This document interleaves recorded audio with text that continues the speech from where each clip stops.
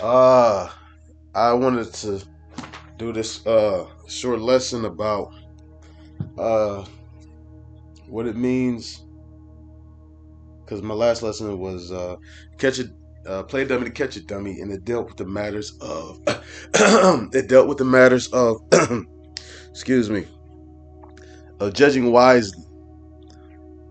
And also I wanted to basically say what it means to judge, and also judging foolishly. That's Second Chronicles chapter 2. No, Second Chronicles chapter 19 and verse 5. And he set judges in the land throughout all the fenced cities of Judah, city by city, and said to the judges, take heed what ye do, for ye judge not for man, but for Yahweh, who is with you in the judgment. Wherefore, now let the fear of Yahweh be upon you, take heed and do it. For there is no iniquity with Yahweh our God, nor respecter of persons, nor taking of gifts. Moreover, in Jerusalem did Jehoshaphat set of the Levites and the priests and the chief of the fathers of Israel for the judgment of Yahweh and for controversies when they returned to Jerusalem. Controversial matters is hard to judge. Now,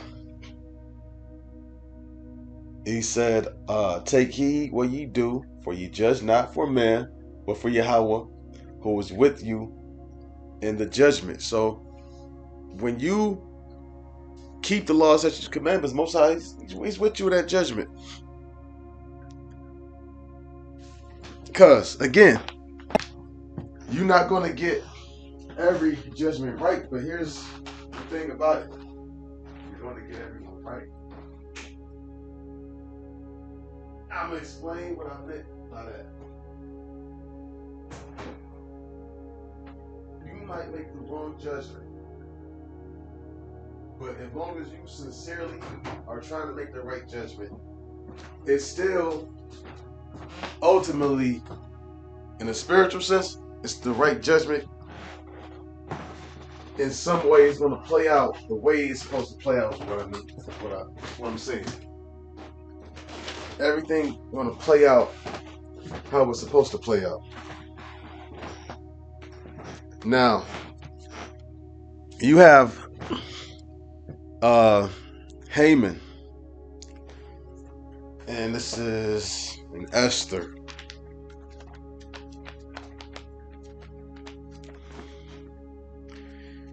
Esther.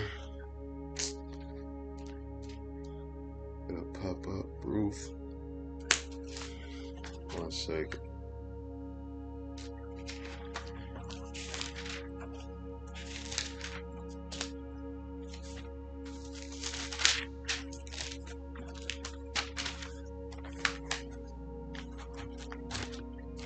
Bear with me a second. Here we go. Esther chapter. Where you at? Chapter, not 5. I know it when I see it. Yep, chapter 7.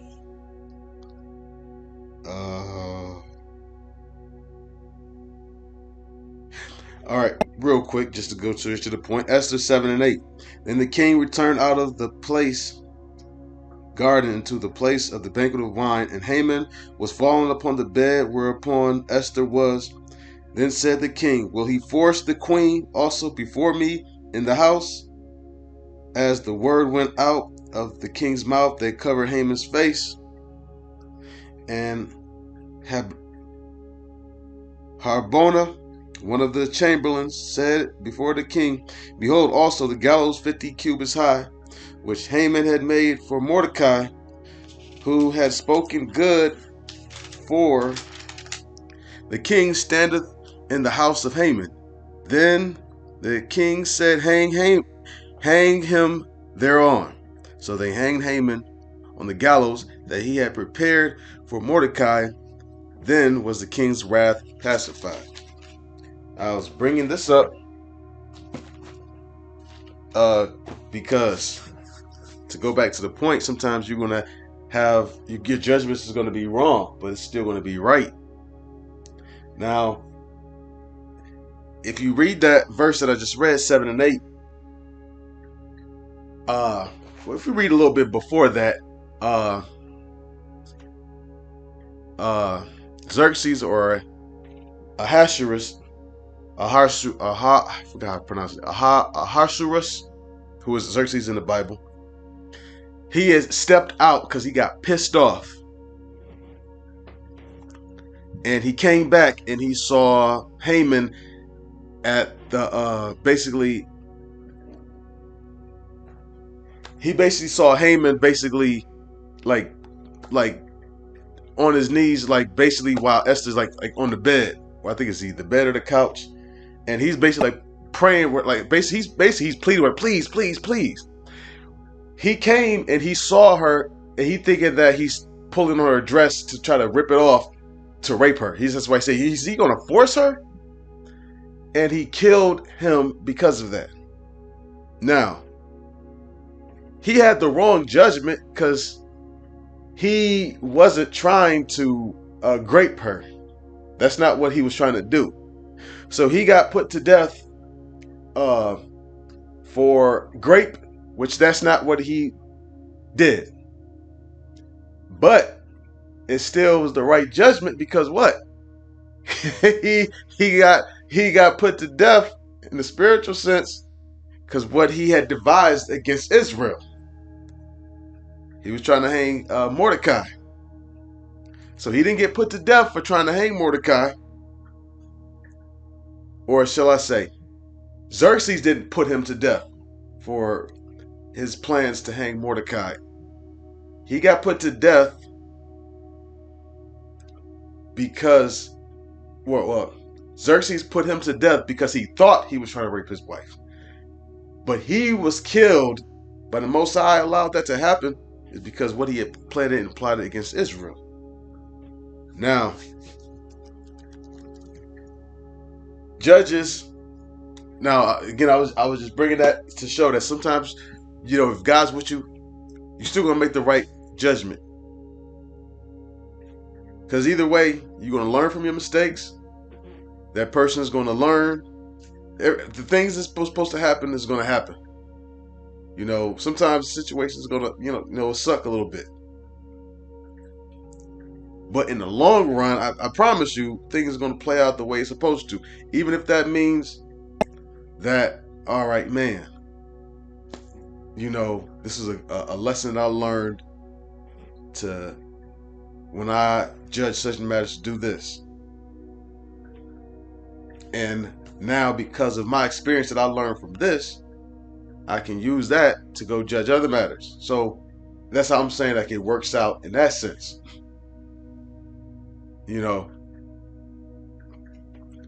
But you're supposed to, as long as you sincerely trying to make the right judgment, things are going to work out, in the long run. It might be some short term, and also acknowledging when you are wrong as well. Sometimes you have to go back and correct the judgment that you made. Okay, damn, I messed that up. Such and such was right, or I was wrong, such and such.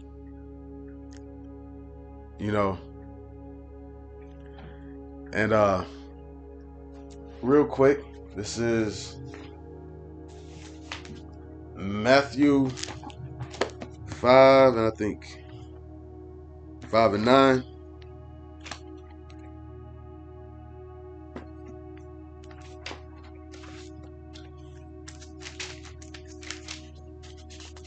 Matthew chapter 5, verse 9. Blessed are the peacemakers, for they shall be called the children of God. Peacemaker, you have to be good at judging. Good at judging matters.